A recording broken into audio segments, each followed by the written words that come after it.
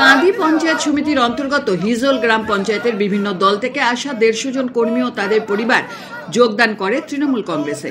উপস্থিত ছিলেন কান্দি পঞ্চায়েত সমিতির সভাপতি পার্থ প্রতিম সরকার ও কান্দি মহকুমা তৃণমূল প্রাথমিক শিক্ষক সমিতির সভাপতি আইনাল হোসেন। নির্বাচনের আগে এই যোগদানকে বিশেষ গুরুত্ব দিয়ে দেখতে চাইছেন কান্দি পঞ্চায়েত সমিতির সভাপতি পার্থ প্রতিম সরকার। তিনি এও জানিয়েছেন, মুখ্যমন্ত্রীর একাধিক উন্নয়নমুখী প্রকল্পের আওতায় সামিল হতেই তাদের এই যোগদান। নির্বাচনের আগে বিরোধী শিবিরে অনেকটাই ফাটল ধরবে বলে মনে করা হচ্ছে।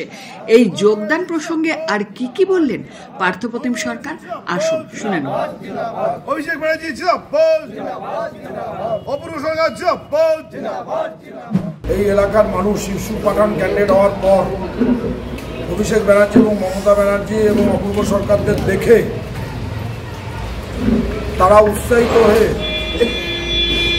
হিজল গ্রাম পঞ্চায়েতের উপরপাড়া, হিজল গ্রাম পঞ্চায়েতের বেনিপুর, হিজল গ্রাম পঞ্চায়েতের ব্রিজপাড়া থেকে প্রায় 150-র মতো দলীয় কর্মী তাদের সপরিবারে পতাকা তুলে দিলাম। আগামী দিন এরা তৃণমূল কংগ্রেসের সৈনিক সমর্থক।